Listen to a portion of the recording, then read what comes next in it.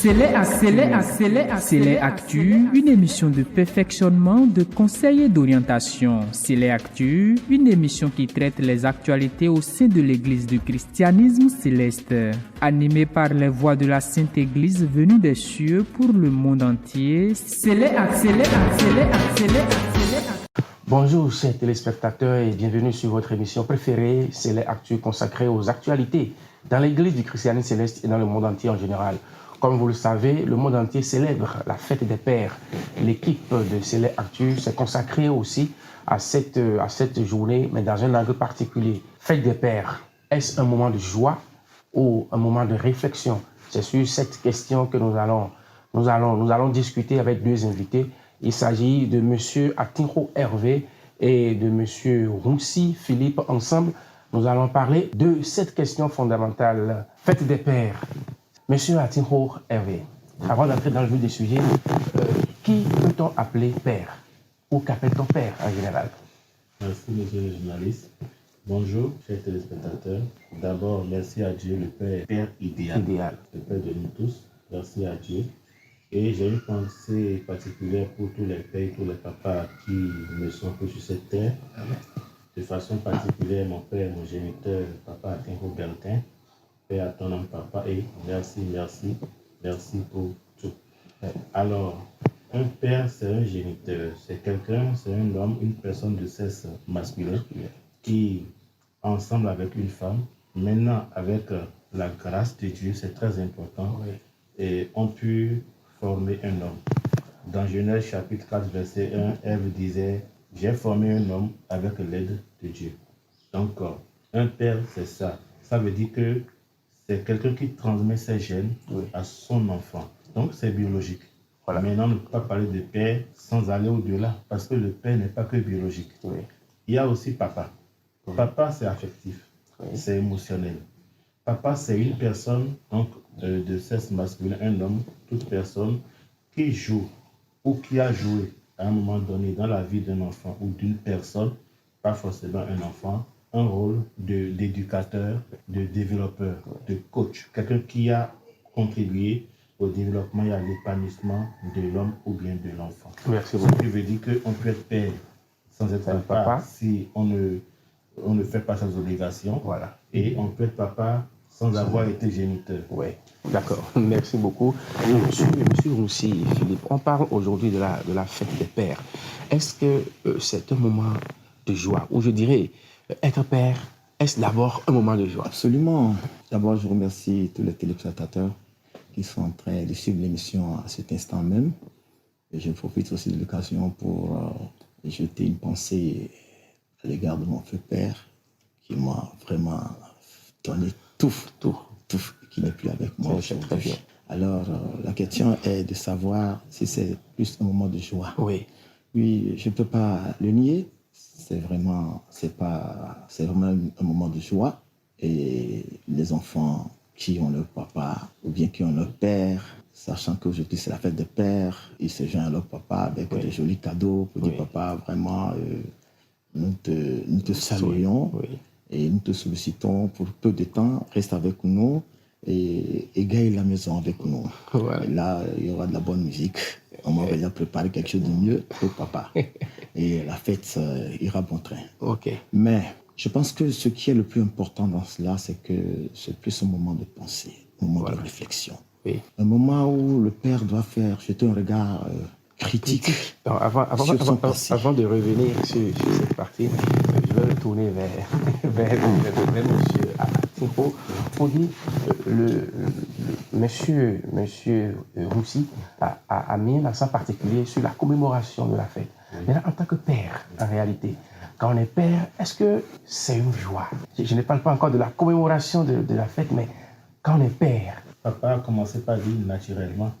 Oui. Et j'ai dit aussi naturellement. C'est une joie parce que, vous voyez, surtout lorsque pour la toute première fois, on fait le geste vous voyez, c'est une joie terrible. Oui. Et toutes les fois, la joie ne se fane jamais. C'est une joie d'être père parce que c'est une grâce de Dieu. Et célébrer la fête de Père, ça ne peut être que dans la joie. Pourquoi? Parce que quand vous rentrez dans la Bible dit quoi? Dans les 10 commandements de Dieu, Exode 20, verset 12, honore ton père et ta mère. Éphésiens 6, 2, 3 reprend et déclare promesse là-dessus. Mais quand on dit honorer, c'est quoi? C'est montrer la valeur, reconnaître la qualité. Donc célébrer. Et quand on parle de célébrer, il y a fête. Donc c'est la joie, c'est la fête. Maintenant, monsieur aussi, est-ce que ce moment de fête, que ça soit lié à ce statut de géniteur qu'on a ou à la fête en général, est-ce qu'il peut arriver un moment que cette émotion soit interrompue parce qu'on est père et que les enfants créent des problèmes ou bien des difficultés dans la vie même du père en général?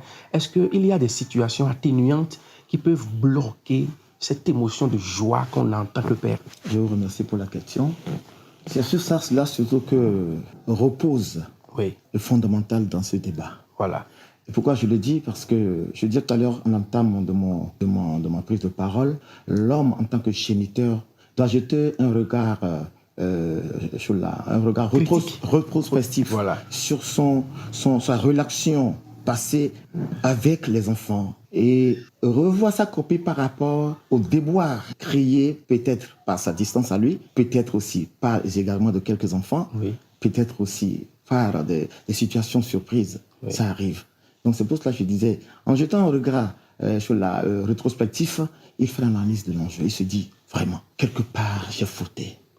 Quelque part j'ai manqué mon devoir d'homme, de papa à l'égard de mes enfants. Et je continue en disant que on ne peut pas parler de papa, de père, dans un foyer, sans parler de mère. Oui, parce qu'il y a un artiste, Gadi Seli, un artiste ivoirien, qui a dit, derrière un homme se trouve une femme de feu. Et la femme est la base, le socle sur lequel la famille est construite.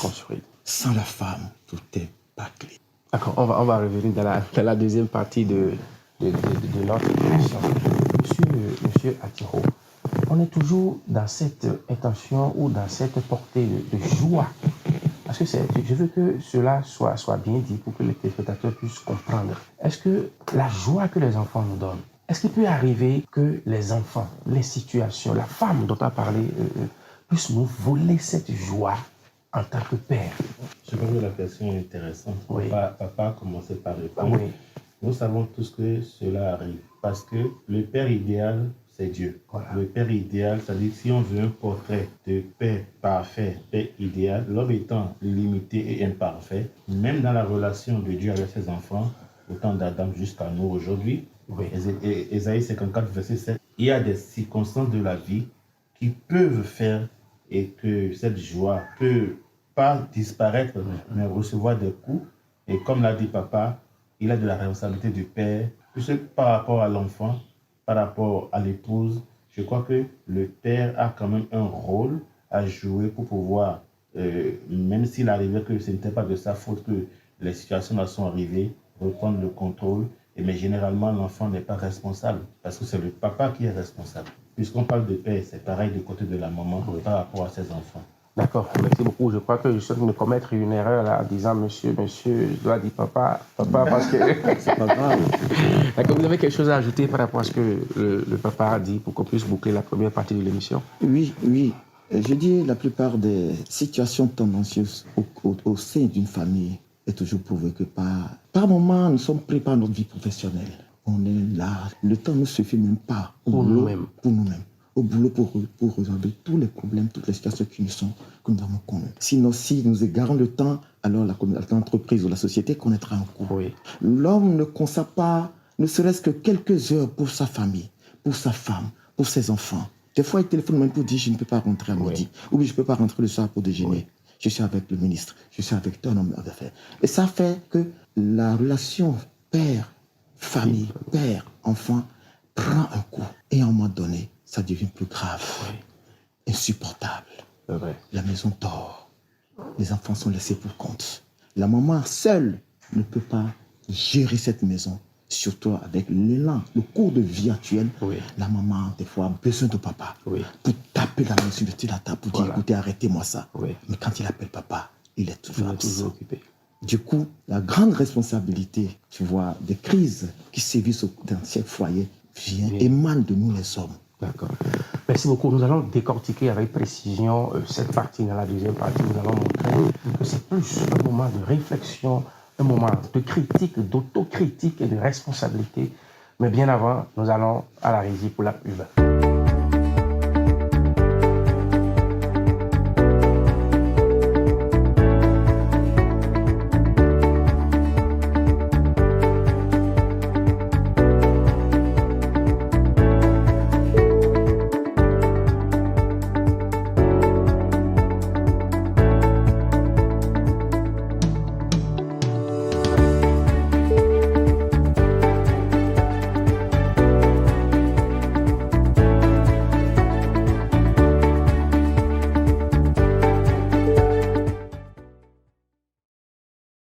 Nous revenons dans la deuxième partie de notre émission. La question fondamentale, à part ce moment de joie, de festivité, quel doit être l'état d'esprit du père? C'est cette question que nous allons aborder avec les mêmes invités qui sont sur le plateau.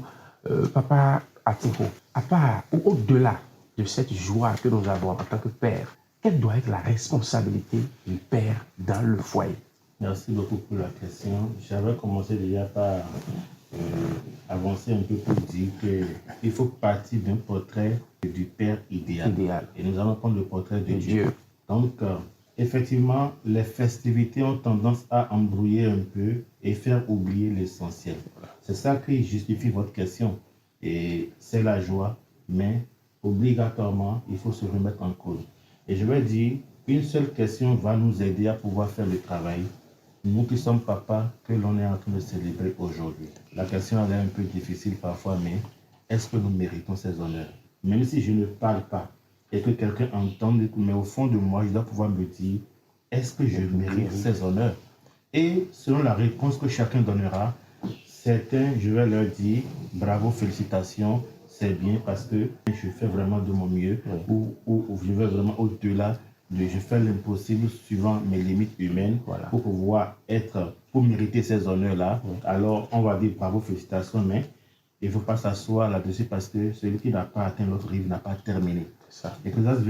Et Apocalypse 22 dit au verset 11 que celui qui est saint se sanctifie encore et que le juste pratique encore plus la justice. Et Saint Paul disait que c'est celui qui combattra jusqu'à la fin qui aura la couronne de vie. Ça veut dire que ça ne veut rien dire d'être premier. Comment faire pour se maintenir premier tout le temps?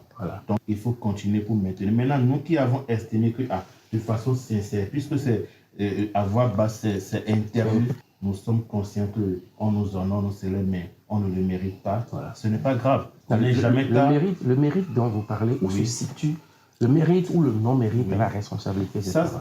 Est-ce que je mérite ces honneurs? C'est-à-dire, est-ce que les responsabilités qui m'incombent en tant que père, j'ai pu les accomplir sur les enfants, qu'ils soient biologiques ou non? D'accord? Et donc, je disais que, et lorsque je vois que je ne suis pas digne de ces honneurs, mais je suis quand même géniteur ou placé dans une position de papa, il faut quand même se dire, ce n'est pas grave. Dans Ézéchiel 33, le verset 11, Dieu disait, le jour où le méchant se répand, il ne mourra pas de sa méchanceté. Vous comprenez? Ça veut dire que Dieu nous donne toujours l'opportunité de nous rattraper tant que nous vivons. Donc nous pouvons à partir de maintenant être mon père. Maintenant, pour être mon père, il faut savoir, comme je dis, le profil idéal de père que Dieu est. Premièrement, Dieu a de bonnes intentions pour ses enfants. Puisque dans Genèse 2,18, Adam n'avait rien, c'est Dieu lui-même tout seul qui a dit, il n'est pas bon que l'homme soit seul. Vous voyez, c'est-à-dire qu'un père à l'image de Dieu doit avoir de bonnes intentions pour ses enfants. Un père doit avoir de bons projets pour ses enfants. Jérémie 29, 11. Je connais les projets que j'ai pour vous, projets de paix, non de malheur. Un père doit travailler pour subvenir aux besoins de ses enfants. Genèse 1, Dieu que nous avons pris comme profil idéal. Quand vous partez du verset 12 jusqu'au 24, Dieu a tellement travaillé et il a créé tout ce qu'il faut pour notre manger, notre vêtement, pour que nous soyons épanouis, les fruits, les poissons, tout ce qu'il faut le jour, la nuit, le froid. Donc, si Dieu a travaillé, Dieu n'est pas paresseux et nous prenons son profil comme l'idéal. Un père, un papa a l'obligation de travailler pour souvenir aux besoins de ses enfants. Il ne doit pas être paresseux. Voilà. Et quand on dit travailler, ce n'est pas seulement le travail qui donne de l'argent, mais le travail qui nourrit l'âme, qui fait grandir, qui fait épanouir, etc. Donc, l'intention, le travail, mais aussi Dieu, il valorise ses enfants, il bénit, il récompense quand on fait bien. Voilà. Deutéronome 28, verset 1 à 14, si tu obéis, tu seras béni, tu seras béni. Généralement, c'est seulement là que nous disons. Et beaucoup de gens connaissent, mais ne veulent pas lire ce qu'il y a au-delà, 15 ou 108. Voilà. Vous voyez un peu, de la même manière, Dieu, le profil idéal, punit, châtie voilà. Quand l'enfant fait mal. Voilà. Ça veut dire que nous, en tant que papa, châtier son enfant n'est pas de détester. Oui. Au contraire, Proverbe dit, ne retiens pas ta main, ta verge quand tu veux frapper l'enfant. Proverbe dit, la folie attachée au corps de l'enfant et la correction de la verge l'en délivrera. Oui.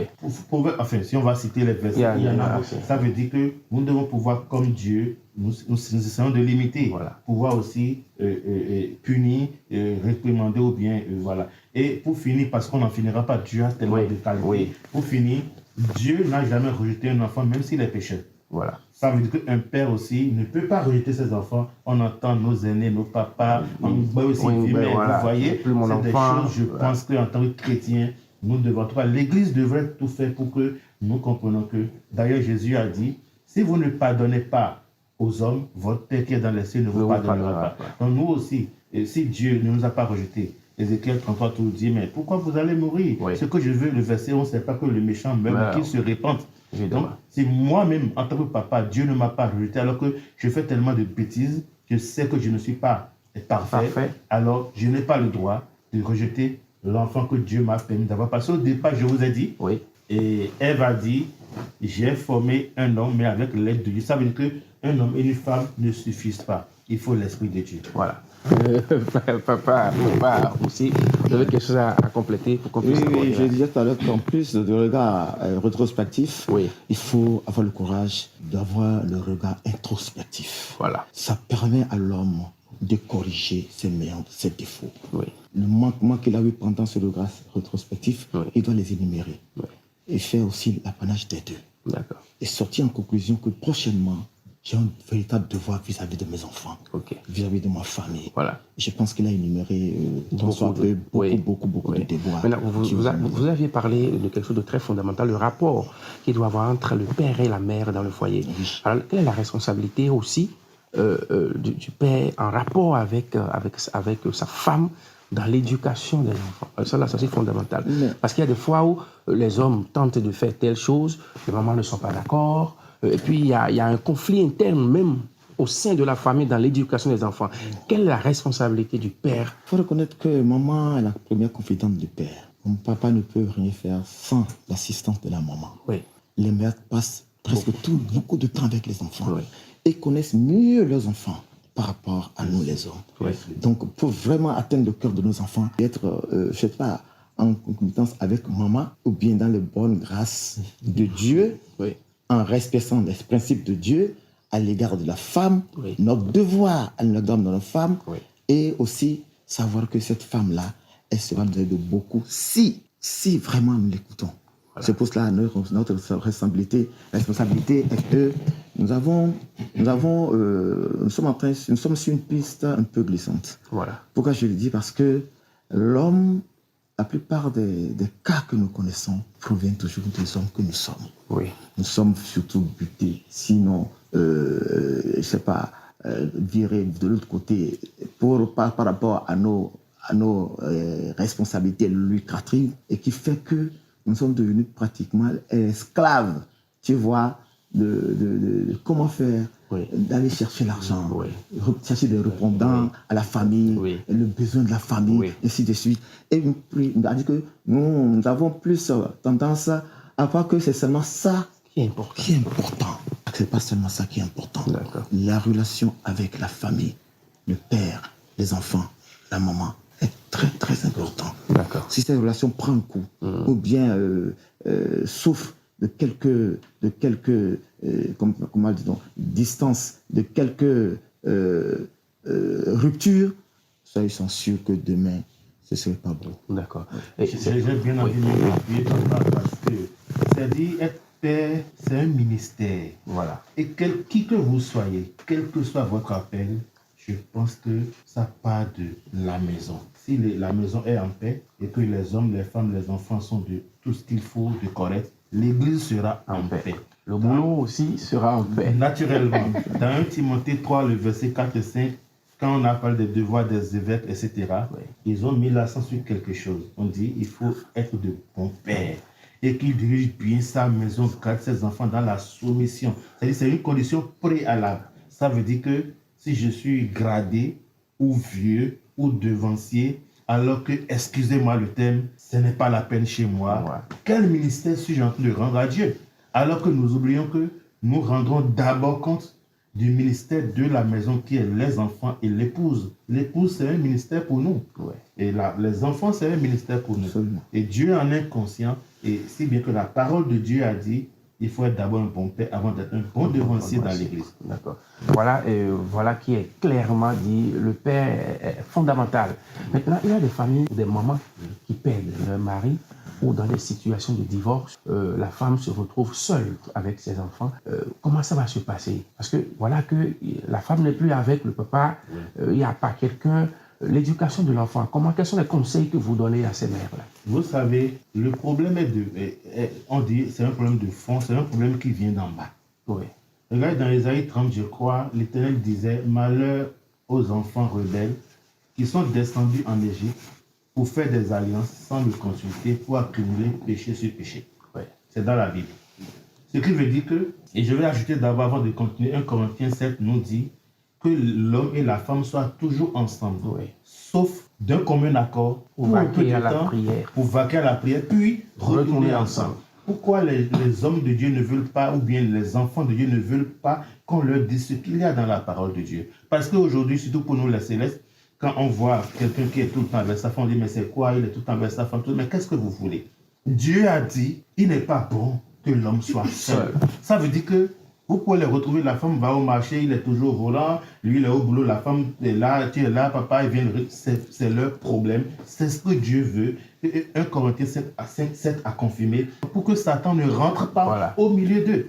Vous voyez? Donc, c'est déjà ça. Maintenant, donc je disais que le plan vient d'en bas parce que lorsque vous faites les alliances, vous concevez les mariages, vous choisissez le conjoint, vous écartez Dieu. Donc tu as fait ta maison, de bas jusqu'en haut, et tu as fait le mur. Maçon, fais-moi le mur. Maçon, fais-moi ici. Le maçon a fini de fermer. Maintenant, comment le maçon et toi vous sortez? Parce que vous n'avez pas prévu un architecte pour dire, il faut prévoir par où sortir. Voilà. Donc, ça revient à Dieu. Revenons à Dieu. Consultons Dieu. Lorsque nos enfants arrivent avec des copains, copines ou bien, puisque c'est des étapes, fiançailles, mariage, nous devons appeler l'Esprit de Dieu, consulter Dieu, prier, Seigneur, nous mettons en tes mains. Parfois, Dieu ne dira rien, mais vous consacrez la volonté de Dieu.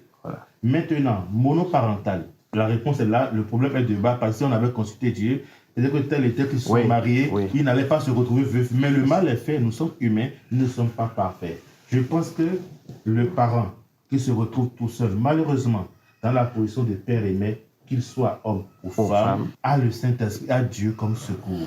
Parce qu'aujourd'hui, c'est prouvé que seul Dieu est fidèle. Les hommes ne sont pas fidèles. Si Dieu veut que la personne se remarie, Dieu l'orientera. Si Dieu veut que la personne ne se remarie plus, Dieu décidera.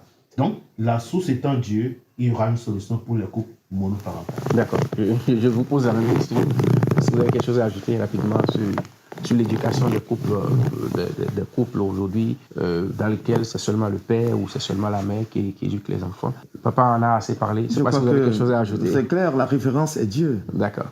C'est Dieu parce que notre Seigneur Jésus-Christ l'a dit clairement. Il a dit, il est le cep et nous sommes le serment. Voilà. En lui, il y a la vie. Et lorsque nous sommes toujours liés au CEP, je pense que nous aurons la vie dans cette maison. D'accord. Nous aurons aussi la raison d'être. D'accord.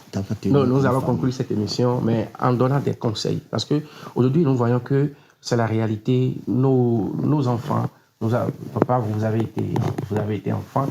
Je suis aussi père, j'ai été aussi enfant. Je suis toujours enfant. Mais on voit que, vu l'évolution des temps, nos enfants n'ont pas un âge donné, mais déjà ont des enfants. Quel est le conseil, ou bien quel conseil donnez-vous à ces jeunes papas? Je vais d'abord donner la parole à papa. Aujourd'hui, nous devons reconnaître quelque chose. a dit que la vie a pris une tournure incontrôlable. Oui. Vraiment, ils sont confrontés à la ruche, à la quête de l'argent. Et on les appelle dans la plupart du temps les gaïmans. Et nos enfants, quand ils sont à l'école, ils veulent copier ces genres de cours de choses-là, de comportement. Alors, qu'allons-nous faire? Quel conseil allons-nous donner? C'est la prière. C'est se confier à Dieu. Prier pour ces enfants-là. Et de temps en temps, discuter avec eux. En prenant pour base la Bible. Qu'est-ce que Dieu a dit par rapport à tel comportement? Voilà. Eux-mêmes vont lire cela dans la Bible. Et nous allons conclure en leur disant que oui, pour mes enfants que vous êtes, je vous souhaite vraiment beaucoup de succès. Mais n'allez pas vers les gens du monde. Ne les copiez pas. Prenez référence sur Jésus-Christ qui détient la vie. Parce que dans Jean 10, verset 10, il dit, le voleur ne vient que pour piller, pour dérober et égorger. Voilà. Et dans Jean 15, verset 5, il dit, c'est lui le sceptre et nous sommes les serments. Voilà. Quiconque se déconnecte du sceptre n'a pas la vie. Donc mes enfants, je vais leur donner beaucoup de conseils de s'aligner à Dieu à travers les églises. Voilà. De répondre aux exigences de l'église. S'ils sont choristes, régulièrement leur répète. S'ils sont déjà majeurs, ils doivent programmer pour l'autel, pour la prêche. Il faut qu'ils fouillent beaucoup la Bible. Leur donner beaucoup raison d'être dans la Bible. Voilà. Et je pense que comme ça, on aurait gagné le combat. D'accord. Votre mot de fin. Merci. Bon, je réponds et je fais le mot de fin en même temps. Mais parce que je voulais compléter papa qui dit souvent de belles choses. Ouais. Oh, merci. Alors, les jeunes parents, eux-mêmes un peu mal formés ou pas bien éduqués ou suffisamment éduqués, nous sommes obligés de nous adresser à la fois aux parents qui sont encore vivants et à eux-mêmes parce qu'ils sont jeunes, ils vont vieillir. Comme dans le psaume 137, David a dit, j'ai été jeune, j'ai vieilli. Voilà. Donc, je voulais lire un peu Proverbe 31 où la maman du roi, le miel, lui prodiguait des questions. Ça veut dire que des conseils. Des conseils. Voilà. Ces jeunes parents un peu bancals, si leurs parents sont encore vivants, c'est d'abord à eux qu'il faut parler. Voilà. Puisque on dit dans nos cultures que l'igname là ne peut pas grandir jusqu'à dépasser le cultivateur. C'est ça. Papa est encore vivant, maman est encore vivante, c'est eux. Donc je les renvoie à Proverbe 31, verset 1 à 3 qui dit, parole du roi le miel, sentence par lesquelles sa mère l'instruisit. Donc je suis vieux n'importe comment, je ne suis pas vieux pour ma maman ou pour mon papa. Ils sont encore vivants, je suis enfant pour eux. Donc je demande aux parents de suivre. Il dit, que te dirais-je mon fils, que te dirais-je fils de mes entrailles, que te dirais-je mon fils objet de mes vœux.